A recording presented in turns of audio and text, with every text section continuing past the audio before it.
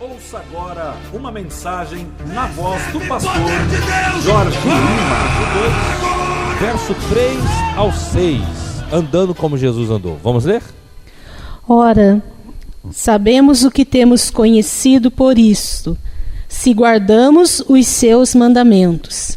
Aquele que diz, eu o conheço, e não guarda os seus mandamentos, é mentiroso, e nele não está a verdade. Aquele, entretanto, que guarda a sua palavra, nele verdadeiramente tem sido aperfeiçoado o amor de Deus. Nisto sabemos que estamos nele. Aquele que diz que permanece nele, esse deve também andar assim como ele andou. Aquele que diz que está nele, outra versão, que permanece nele, também deve andar assim como ele andou. Aleluia. Queridos, nós temos aqui um texto extraordinário. Um tempo atrás eu estava meditando várias e várias vezes, lendo e relendo a carta de 1 João. E algumas coisas desses 3 versos me despertaram muita atenção. Uma primeira coisa foi ver a palavra dizer assim: aquele que diz, eu o conheço, e não guarda seus mandamentos, é mentiroso. Eu queria despertar a tua atenção. Quem escreveu isso aqui foi nada mais, nada menos do que aquele que foi intitulado o apóstolo do amor. O homem que deitava com a sua cabeça no peito de Jesus. Era um homem que era chamado amoroso, que não era desde o começo, porque ele era filho do trovão, sanguíneo, nervoso, estressado. Mas depois ele se tornou um homem muito amoroso pelo andar com Jesus. Este homem que falou tanto de amor, agora ele chega e diz o seguinte: olha, em outras palavras, mesmo amando vocês, eu quero dizer que se você diz que conhece Cristo, mas não guarda os seus mandamentos, você é mentiroso. Por isso que eu disse que é uma palavra forte. Você diz que é da Assembleia, da Batista, da Congregacional, da Universal, da Wesleyana, da Salvação em Glória. Independente de onde você diz que você serve a Jesus, que você é dizimista, que você frequenta os cultos, se você não pratica a palavra, você é mentiroso. Guardar a palavra, toda vez que nós lemos isso na Bíblia, e ela fala muito sobre guardar a palavra, ela sempre é sinônimo direto de praticar a palavra. Então guardar é praticar. Quem não pratica a palavra é mentiroso. Esses dias eu vi um cantor de funk, muito conhecido no Brasil, e ele declara que ele é evangélico. E aí um dia perguntaram para ele numa revista evangélica se os pastores dele não se incomodam dele dizer que é evangélico daquela igreja muito grande e continuar cantando músicas lascívias, músicas sensuais, profanas. E ele disse, não, meus pastores entendem que esta é a minha profissão. E na verdade não é que os meus pastores entendem que essa é a minha profissão. Na verdade é que os pastores entendem o que ele faz em todo final do mês. E por causa do dízimo dele, que é muito alto, os pastores então fazem vista grossa, porque não querem perder lá os seus 30, 40 mil que vem somente daquela pessoa. Só que o Senhor vê uma análise, faz uma análise muito diferente da nossa. Muito diferente. E o Senhor sabe que quem não pratica está apenas dizendo nominalmente de que é filho do Senhor e anda como Ele. Agora, aqui está dizendo que nós temos que andar como Ele andou. A maior característica de um discípulo é ser igual ao seu discípulo, do seu Senhor, do seu mestre, do seu discipulador. Então, automaticamente, se você anda com Jesus, você precisa começar a reproduzir as características daquele que você anda com ele. Você tem que começar a reproduzir as características do seu grande mestre. Tanto que Jesus disse em João: o discípulo não é maior do que o seu mestre, basta que o discípulo seja como o seu mestre. O verso 6 diz: se dissermos que estamos nele, também temos que andar assim como ele andou. Se eu perguntasse para você o que é andar como Jesus andou, você daria várias características. E nós não íamos terminar isso aqui nunca. Mas eu preparei pelo Espírito Santo 4 breves características do que é o andar como Jesus andou. As 4 que eu vi bem marcantes na Bíblia. Entre tantas, eu vi 4. E nós vamos fazer uma grande análise aqui nessa manhã. Primeiro, andar como Jesus andou é andar em santidade. Jesus andava em santidade. A Bíblia diz no livro de Hebreus capítulo 4, que em tudo ele foi tentado. Em tudo. Porém, sem pecado. Ele foi tentado. Ele foi tentado na área financeira, a fazer coisas desonestas. Ele foi tentado na área sexual. Ele foi tentado em todas as áreas. Porém, ele não pecou. Uma das grandes características de Cristo, que nos deixa bem semelhante a Ele, é justamente a santidade. Quanto mais santificado você for, quanto mais se santificando, melhor dizendo, você for na sua trajetória cristã, mais parecido você vai ficando com Cristo. Quando alguém diz assim: olha, essa pessoa está cada vez melhor, esse irmão está cada vez melhor, o Ivonilson está cada vez melhor, a Mariana está cada vez melhor.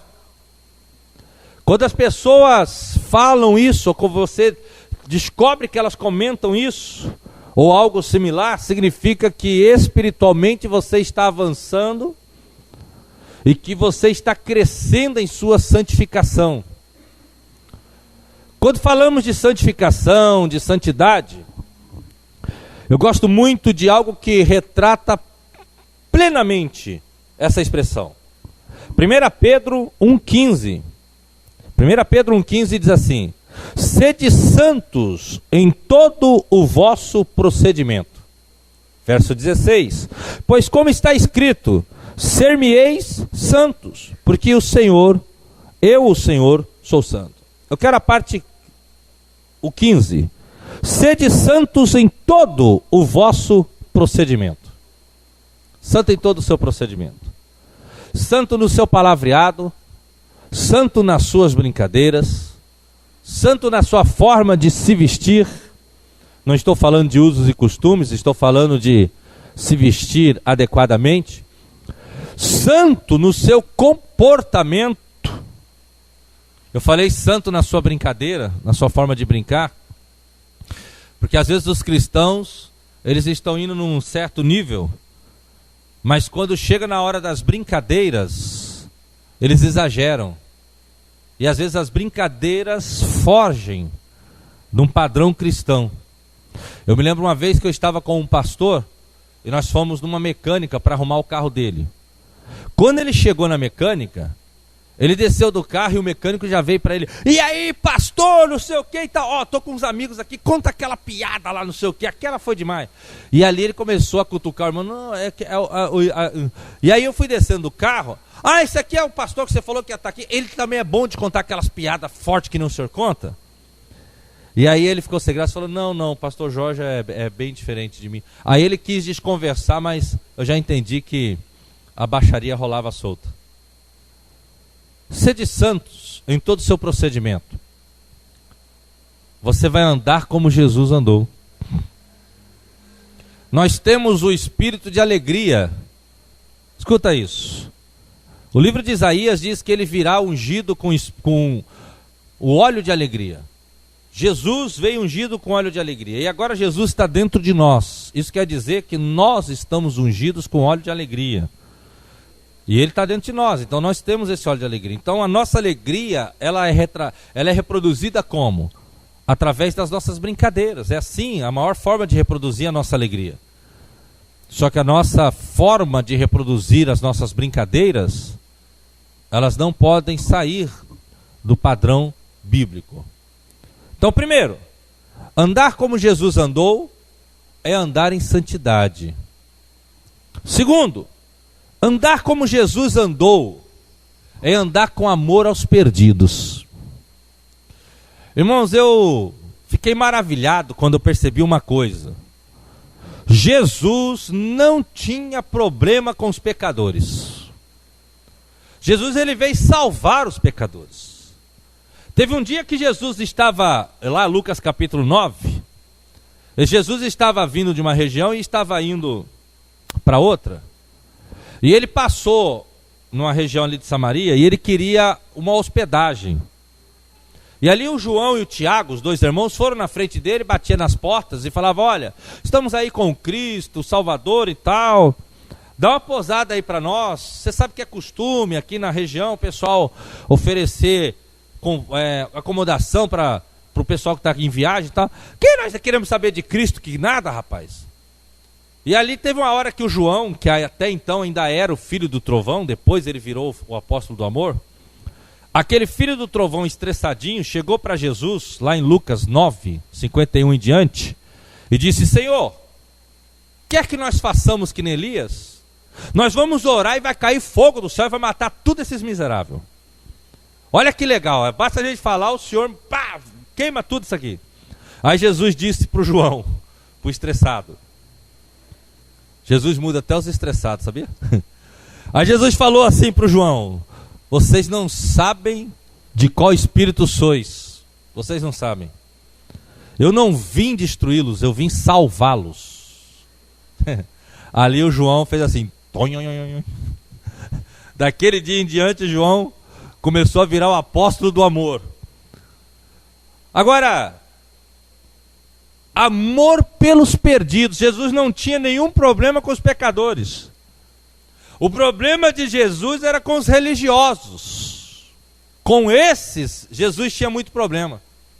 Pra você ter uma ideia, em Lucas capítulo 7, na altura do verso 33, Jesus disse: veio João Batista, não comendo e não bebendo. Vocês disseram que ele tinha demônio. Agora veio eu, comendo e bebendo. E vocês dizem que eu sou pecador porque eu como e bebo com pecadores. Em Lucas capítulo 15 diz: e se maravilharam os fariseus, os religiosos, porque Jesus se assentava para comer com os pecadores. Quando tinha uma festa e um pecador convidava Jesus, Jesus ia. Porque ele sabia que o lugar dele brilhar era lá onde estavam as trevas. E às vezes algum parente nosso, não crente, nos convida, e a pessoa religiosamente já pensa assim: vou nada. Lá vai ter bebida, lá vai ter piada sem graça, lá vai ter um monte de coisa profana. Pois é, mas Jesus iria. Ele iria porque ele sabe que é lá que precisa da luz. Ele não iria para se corromper. Sabe qual é o problema de muitos cristãos? Eles ficam meio assim: eu não vou na festa lá da empresa porque vai ter isso, vai ter aquilo, um monte de coisa carnal. Eu não vou lá na festa lá do meu sobrinho porque vai ter um monte de coisa errada. E na verdade é porque a pessoa não se garante, ela tem medo de se corromper. A verdade é essa. Porque quem é cheio de Cristo, irmão, ele diz assim: opa, peraí, deixa eu ver na minha agenda, dá para mim ir. E aqui dentro ele já vai assim, ó: eu vou para brilhar e mostrar para eles que estão em trevas que existe solução para eles. Eu vou lá e eu vou me alegrar, mas não vou contar piadas de baixaria. Eu vou lá, vou estar em comunhão com eles, mas não vou entrar na maldade quando eles estiverem cheios da maldade. Eu vou lá e não vou dançar aquelas músicas profanas. Eu vou lá e vou encher a cara de guaraná e não de cerveja, nem de outra bebida. Essa é a verdade. Mas as pessoas não se garantem, então elas preferem não ir. E aí até que você está certo, porque baratinha esperta não cruza galinheiro. Eu não tenho problema com isso. Então quando me convida aí, eu posso e eu vou. E eu digo para você diante de Deus. Depois o comentário não era festa. Era aquele pastor que é diferente de toda a religião que eles pensavam que existe na vida de todos os pastores. Mas vamos lá. Amor pelos perdidos. Quando eu falo amor pelos perdidos, a gente sempre pensa naquela questão de amar o vizinho que a gente tem convívio, de amar um parente ainda não crente.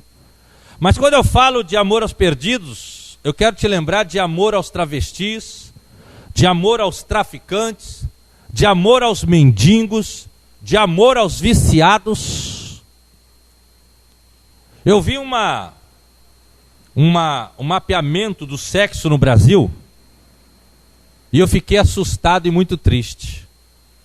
De cada 10 prostitutas no Brasil, 8 assumiram que foram abusadas quando eram crianças. 8 delas não vê expectativa na vida. Foi roubado a imagem de pai, foi roubado-lhes a imagem de amigo, a imagem de um homem que cuida, que deveria proteger. Então elas preferem se entregar dessa forma e fazer do homem também um objeto para ganhar dinheiro, assim como o homem faz delas um objeto. Se você não entendeu, eu vou te repetir com outras palavras. De cada 10 prostitutas no Brasil, 8 estão desesperadas, querendo ser amadas e querendo ajuda para sair da onde elas estão. Mas às vezes nós só lembramos dos nossos parentes. Quer ver uma coisa? Responde aí. Quem aqui, responde no pensamento, tem o hábito de quando está orando, dizer assim: Senhor, alcança a prostituta, salva os travestis, transforma a vida dos traficantes. Senhor, aqueles viciados que eu vejo quando eu estou da igreja para casa, da casa para a igreja, salva aqueles homens. Será que você ora assim? Seja sincero com você mesmo. Ou você está concentrado somente nos bonitos e nos cheirosos? Andar como Jesus andou é andar com amor aos perdidos e àqueles que são rejeitados pela sociedade. Você viu como o senso de justiça é muito forte dentro de nós? O senso de justiça é muito forte dentro da gente. Parece lá um camarada que estuprou e matou. Aí automaticamente a nossa justiça diz assim: camarada desse tem que morrer aos poucos. Tem que fazer pior com ele do que ele fez com essa pessoa. Por isso que a Bíblia diz em Isaías 64 que a nossa justiça não passa de trapos de imundícia. Sabe o que é trapos de imundícia na Bíblia? Eram os panos usados quando as mulheres estavam nos dias da sua regra. Será que é nojento o negócio? E Deus disse: a tua justiça, esse senso de justiça que você tem, não passa de panos nojentos que as mulheres usam quando estão no dia das suas regras. O homem não sabe o que é justiça. O homem não entende. Aí o que acontece? Olha, o Nardoni se converteu. Nardoni? Quem Nardoni? Aquele que jogou a filha do próprio prédio e matou a criança. Não. Camarada desse, como é que ele se converte? Ele está se escondendo atrás da Bíblia. Olha, o Bruno, ex-jogador do Flamengo, aquele que participou do assassinato da menina, fez o seu que, enterrou com concreto, aquela coisa. Ele agora diz que é cristão. Imagina, rapaz, esse cara agora é moda. E lá está o crente julgando. Jó capítulo 6 diz o seguinte: que Deus usa a aflição do homem para fazer ele olhar para cima. Deus usa a aflição do homem para fazer ele olhar para cima. Escuta o que aconteceu comigo, eu vou passar para a terceira parte. Quando eu fiquei cego, eu fiz 10 cirurgias em 6 meses. 4 geral. 10 para tentar recuperar. Enquanto eu estava tendo chance de recuperar, eu dizia e pensava assim: assim que eu melhorar, eu vou para balada, eu vou beber de novo, Esse era o meu pensamento. Porém, Quando chegou depois da última cirurgia, que a médica chegou para mim bem desacossada e disse: Jorge, foram 10 cirurgias. O seu caso é irreversível. Infelizmente, não podemos fazer nada por você. O que a gente vai fazer é uma nova cirurgia para colocar o teu olho tudo em ordem, porque dentro do teu olho ficou tudo errado. Só isso, mas você não vai enxergar. Segundo a medicina, nunca mais. Na hora que ela falou isso, e eu vi que as minhas esperanças acabaram, aí eu saí para fora do escritório, fui lá do atendimento, fui lá no galpão, no salãozinho lá de espera, e eu não chorava. Eu tinha 22 anos, eu não chorava, eu berrava. Porque agora tinha caído a unidade do cartão. Não era a ficha, a unidade do cartão. E aí minha mãe falava no meu ouvido assim: filho, procura se acalmar, tá todo mundo olhando para você. E eu gritava. Aí teve uma hora que começou a faltar o meu fôlego, eu fui tentando me acalmar. E eu disse: já sei! Isso aconteceu comigo porque eu não tenho Deus. Mãe, me ajuda, eu quero encontrar esse Deus. Lá dentro do consultório. Eu quero encontrar esse Deus. Isso aconteceu comigo porque eu não tenho Deus. Cumpriu-se a palavra no livro de Jó. Deus usa a aflição do homem para fazer ele olhar para cima. Deus, ele nos ama tanto e ele nos deseja tanto salvar toda a humanidade, que ele vai deixando o camarada aí, o cara vai se metendo num monte de confusão. Aí quando o cara está preso e o cara vê que não tem mais solução para ele, é como se Deus estralasse o dedo: olha aqui para cima, eu ainda tenho uma saída para você. E eu sei que algumas pessoas aqui viveram isso. Que você estava lá no fundo do fundo. E Deus usou a tua aflição para fazer você olhar para cima. É bíblico. Isso foi escrito há milhares de anos. Deus já sabia bem como seria o homem. Quero terminar essa parte dizendo: não julgue. Já tem um diabo para julgar e ficar batendo em cima. O seu papel é amar os perdidos incondicionalmente, se ele é conhecido da mídia ou se ele não é conhecido da mídia. Quem entende, diga amém. Isso é andar como Jesus andou. Ezequiel 18, do verso 20 ao 24, só memoriza, depois você leia, não leia agora que vai te atrapalhar. Ezequiel 18, do 20 ao 24, está dizendo: o Senhor diz: olha, se o ímpio deixar de fazer o que é errado e praticar o que é certo, certamente viverá, não morrerá. Se quem está fazendo o que é certo parar de fazer o que é certo e começar a fazer o que é errado, certamente morrerá, não viverá. Aí o Senhor disse: tem eu prazer na morte do ímpio, do pecador? Não. Eu quero antes que ele se arrependa, se converta dos maus caminhos e viva. Ezequiel 18, do 20 ao 24. Terceiro e penúltimo: andar como Jesus andou é andar em servidão, andar em humildade. Dos 4 evangelhos, o que eu mais gosto de ler é João. E dentro de João, o que eu mais gosto de ler é o capítulo 13. Aquele onde Jesus lava os pés dos discípulos.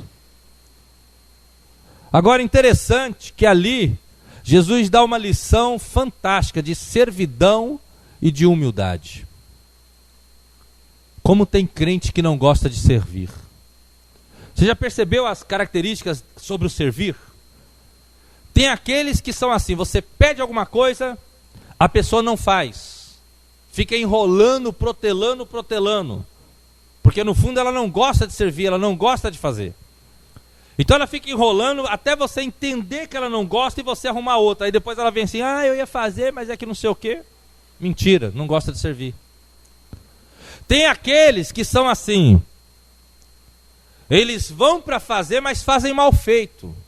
Que já é para te passar uma mensagem de que ele não está muito afim de fazer favor, que ele não está muito afim de te servir, mas ele foi lá por causa de uma obrigação, alguma coisa, então ele faz mal feito já para você entender assim: não, ele não está muito afim não. E existe aqueles que gostam de servir. Uma vez eu estava numa igreja e tinha acabado um culto matutino, que nem aqui nós estamos numa manhã de domingo. E a igreja ela era um pouco mais extensa que essa aqui, talvez mais a metade dessa. Nós estávamos bem na frente, eu e um diácono conversando. E aí chegou um irmão e falou assim para mim: pastor, um cafezinho para o senhor? Para ele trazer o café, ele ia ter que cruzar toda a extremidade da igreja, dar a volta por fora, que estava tudo fechado, e lá do fundo, e trazer o café. Um cafezinho pro senhor? Eu falei assim, valeu, meu irmão, pega lá.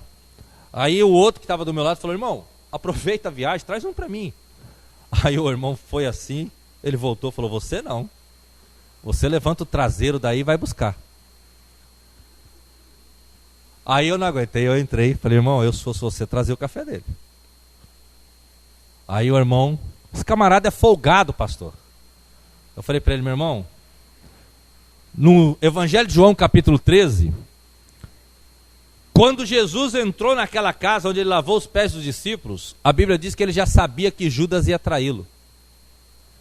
E acredite se você quiser, ele lavou os pés de Judas.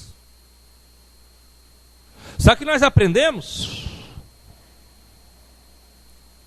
Nós entendemos uma coisa, que Jesus serviu até aquele que queria o mal dele. Servir é algo tão fantástico. Só que nós temos que entender o seguinte, você não pode servir ninguém pensando em receber nada em troca, porque senão você já perdeu. E se você serve o teu irmão e ele não reconhece, fica tranquilo. Porque o servir é algo espiritual e divino. Então quando você serve alguém e ele não reconhece, Deus vai preparar alguém para reconhecer o quanto você serve e recompensar você por ser uma pessoa que serve. Não fique preocupado se a pessoa vai reconhecer, se não vai. Se a pessoa merece, se não merece. Porque se você for servir apenas quem merece, você está com um problema. Jesus disse, até quem não conhece Jesus, até quem não conhece Deus faz isso, eles servem os que não conhecem. Humildade. Jesus lavou os pés daquelas pessoas, o que era fora do que eles podiam imaginar, porque quem lavava os pés das pessoas eram escravos. Mas Jesus lavou. E ele disse assim, Pedro, o que eu faço hoje, você só vai entender depois, lá no verso 7. E no verso 15 ele disse, olha, eu fiz isso para vos dar o exemplo, para assim como eu fiz, vocês façais também. Servir e ser humilde faz de você uma pessoa que anda como Jesus andou. Uma vez um irmão me ligou de madrugada, 2:30 da manhã. Me ligou para me apurrinhar. Força de expressão, né? Pastor, estou num problema sério, acabei de discutir, não sei o que. Dá para o senhor pegar um mototáxi, eu pago aqui para o senhor conversar comigo, com a minha esposa, a gente não está bem, estamos num momento de crise.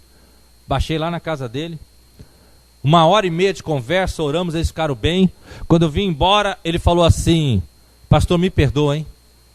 Acordar o senhor 2:30, para o senhor vir resolver nosso problema aqui de conjugal, me perdoa.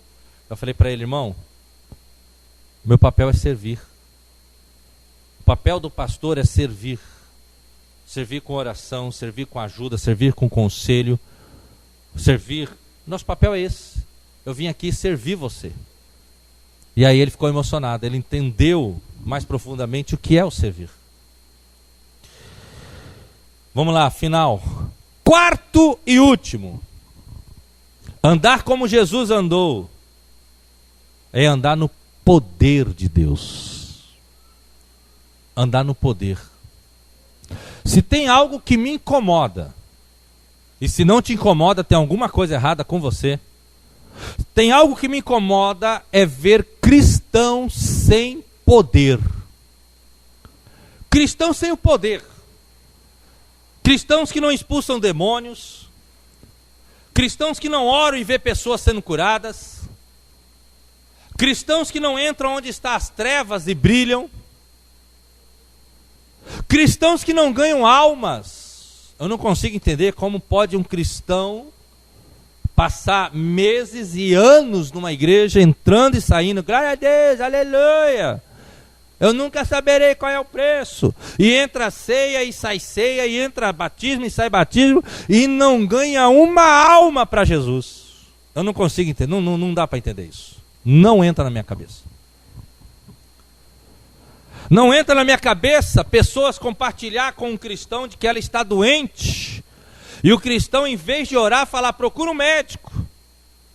Nada de errado da pessoa procurar um médico, mas você é cristão, você deveria andar como Jesus andou. Então, antes de mandar ela procurar um médico, você deveria dizer: deixa eu orar por você agora.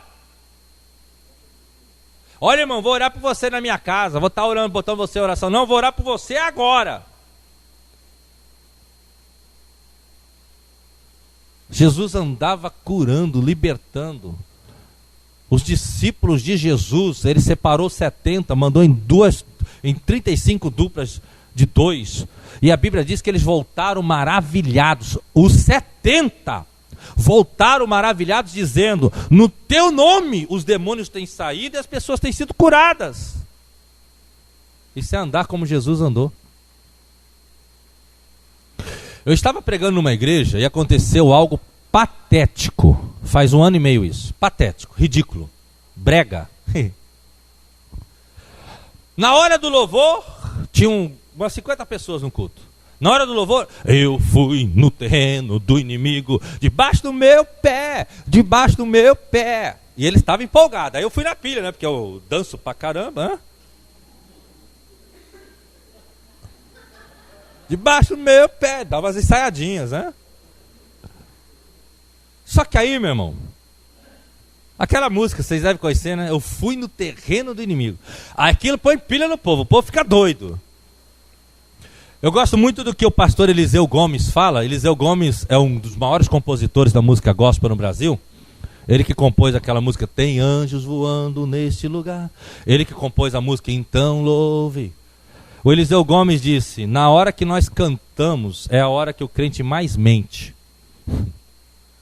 Porque ele diz: eu sou livre para te amar, para te pedir perdoa. Meu irmão, tá doido para socar o irmão e tá cantando que quer perdoar o irmão. E você sabe que é verdade. Na hora que cantamos, infelizmente, é a hora que os crentes mais mentem. Não em todas as canções, né? Mas em muitas canções. Mas vamos lá. Aí, tivemos o culto. Acabou o culto. Eu fui orar pelas pessoas, como oramos aqui nesses dias. E nisso eu desci do altar, veio um obreiro me ajudar. E aí as pessoas vinham, oravam e abençoavam, elas iam embora. E o pessoal, como era o único culto, eu tinha que orar pelaquela turma que estava ali, né? Se fosse muitos não dava, mas tinha um grupo de 50, até que eu falei: vamos mandar para cima. Aí eu me lembro que veio um senhor aqui, eu abracei ele aqui, uma senhora aqui, eu abracei ela aqui, marido e mulher. E na frente, ou melhor, o pai na frente e aqui um rapazão de 16 anos, da minha altura. Na hora que eu abracei eles, comecei a orar pela família, o rapaz começou a balançar. E foi. Na hora que ele começou a balançar, o Espírito Santo falou para mim: ele vai manifestar. Se eu tivesse os olhos físicos, eu viria que ele estava com a cara toda já, né? Mas como eu não tenho, o Espírito Santo me revelou: ele vai manifestar. Aí ele caiu de frente. Quando ele caiu, eu dei um passo assim para o lado e falei assim para o obreiro que estava comigo: pode expulsar o demônio. Pode vir o outro da fila. Porque o meu papel nas igrejas é o seguinte: manifestou demônio, os obreiros da casa que vai expulsar demônio. Se eles não derem conta, aí é comigo, né? Aí o que acontece? Vem o outro da fila. No que veio o outro, o camarada que caiu endemoniado, ele pulou. Sabe um demônio ninja? Ele pá! Demônio virou giraia, filho. Mas é sério, é porque ele caiu de frente e ele, com um pulo, ele ficou em pezinho. Quando ele pulou, ele parecia aqueles filmes de... Quando ele deu o berro, meu irmão, eu só ouvi a cadeira voando para tudo que é lado, o povo gritando: ah, meu Deus, pelo amor de Deus, segura, pelo amor. E aquele alvoroço, aquele griteiro. Meu irmão, a minha esposa estava comigo, ela estava lá na porta, na frente, que pediu para levar ela lá para tomar um ar. Ela conta que deram um empurrão na hora da correria, deram um empurrão tão infeliz nela que quase jogaram ela lá no meio da calçada com a cara no chão. Meu irmão, debaixo do meu pé, Satanás debaixo do meu pé, que eu vou correr.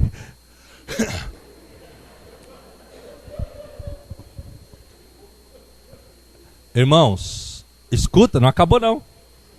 Aí, o camarada gritou aqui, o obreiro teve dificuldade para segurar ele. Lá na porta tinha uma prima do rapaz, de 16 anos, 17. E era uma família que estava se rebelando contra o pastor. Andavam prejudicando muito o pastor. Na hora que o demônio gritou aqui, as portas da lateral estavam fechadas, o pessoal só podia correr pela frente. O pessoal começou a correr. Aí o demônio deu o segundo grito. Quando ele deu o segundo grito, a moça manifestou lá na porta.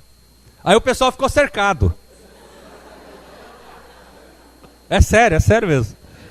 Ele gritou aqui, ela gritava lá. E o povo gritava no meio. Ai, ai, ai, ai, ai.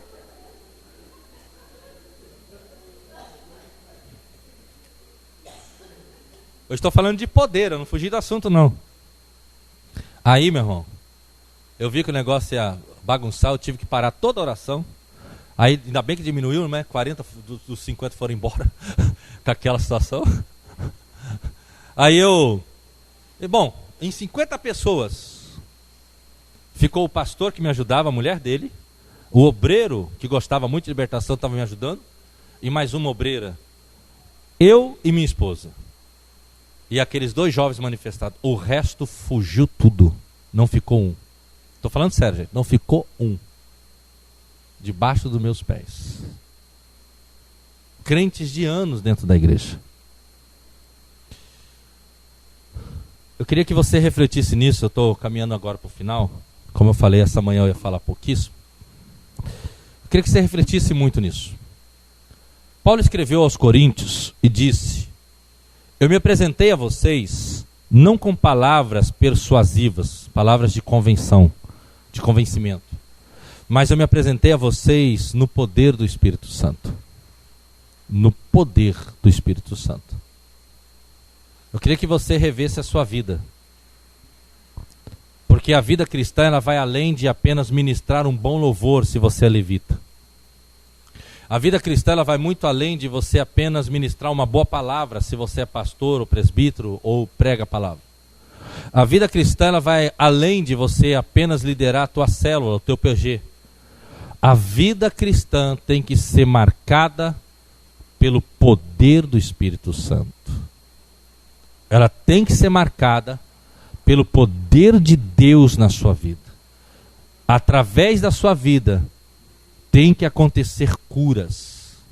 Através da tua vida tem que acontecer libertações. Através da tua vida tem que acontecer transformações. Vamos ficar em pé um momento. Vamos cantar um pouco essa canção. Enquanto nós refletimos no que ouvimos, feche os seus olhos. Vamos cantar com o grupo de